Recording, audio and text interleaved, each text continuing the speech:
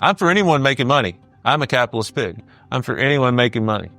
But that's a little extreme, taking it out of the pockets of the middleman. Well, they're the middleman, taking it out of the pocket of the consumer. Paducah pharmacist Daniel Jones there, reflecting on a recent report from the Federal Trade Commission.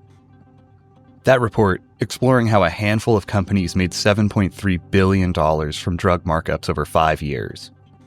Between 2017 and 2022, those markups impacted generic medications for a whole range of conditions, including HIV, heart disease, and cancer.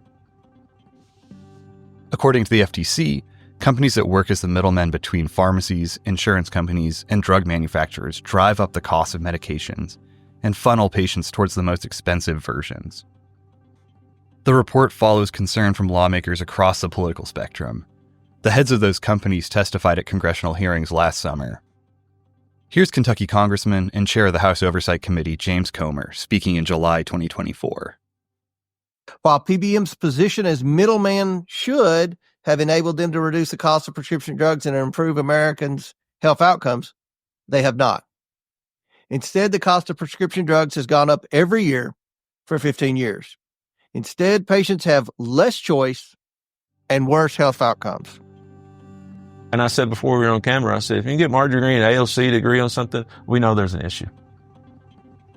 How pharmacy benefit managers impact your health, your wallet, and your Main Street pharmacy. I'm Bryce Patterson.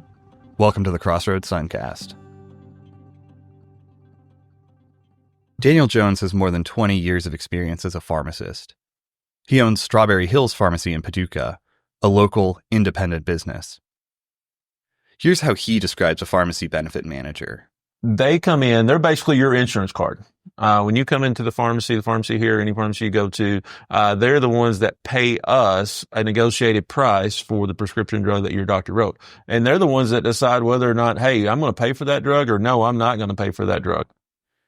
The biggest companies in the space: Caremark, which is owned by CVS, Express Scripts, owned by Cigna, and OptumRx. They're owned by United Health Group. The first issue you'll notice here, because Caremark is owned by CVS, they have a natural incentive to drive patients to fill their prescriptions at CVS pharmacies. That means better deals for those pharmacies. Jones says the reimbursement rates for small pharmacies like his are a constant problem. I never thought before I even owned my own pharmacy that I would ever turn prescriptions down. And there's every day we've turned 2 down this morning because we lost too much money that we couldn't sustain it. So here's the issue. Strawberry Hills pays a set price when it buys medications from a wholesaler. When you use your insurance at the pharmacy, a pharmacy benefit manager is the actual company that reimburses the pharmacy for the cost of the sale. But the PBM decides how much they reimburse the pharmacy for each individual medication. So, okay, here's the simple version. Let's say my pharmacy pays $10 from a wholesaler for 1 bottle of medication X. My insurance covers medication X. But the pharmacy benefit manager only reimburses the pharmacy $8 for that bottle of pills.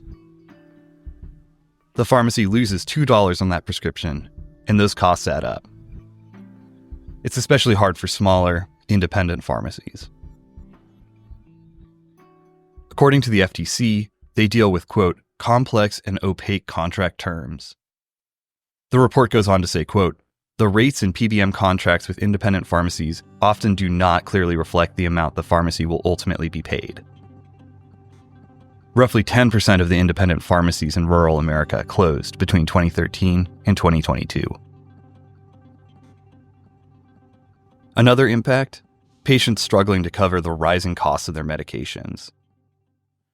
Legislation like the Inflation Reduction Act has helped to limit the cost of some medications. I never thought I could see insulin for $150 a box, where it used to be $500 and $600 a box. But high costs still impact a lot of people in the community. I've had people bawl their eyes out in here several times. We deal with anything from a baby being born to the death of a loved one daily, from cancer to diabetes. Anything can happen. And we're still small enough and close enough to our patients, our customers, that we know families. It's not a solution to the problem, but people in the community do come out to support each other with the cost of drugs. We've even had customers, just like you see Pay It Forward, and say, here's $100. If you see someone that has a child, they can't afford their medication, use that toward them. Jones says he's also had anonymous donors step in to help struggling families with the cost of their medications. Otherwise, he and his team work with people to help as they can, and direct them to other resources as needed. Now, leaders from the biggest PBMs have reacted to the release of the report. CVS Caremark says the FTC has cherry-picked data from a small proportion of patients' overall drug spend. They say the report doesn't cover the different ways that PBMs save consumers money. Last month, President Donald Trump said he would, quote, knock out the middlemen in the healthcare industry. It's part of a wave of government activity. Illinois Senator Dick Durbin and Iowa Republican Chuck Grassley introduced a bipartisan bill on January 23rd to increase transparency about the actual cost of individual medications. CVS Caremark is in court in Oklahoma. That state's attorney general accuses Caremark of underpaying pharmacies for prescriptions. State lawmakers filed a bill in the Arkansas House on Thursday, January 16th, which would bar drug intermediaries, like PBMs, from owning pharmacies in the state. If passed, that legislation would go into effect in January of next year.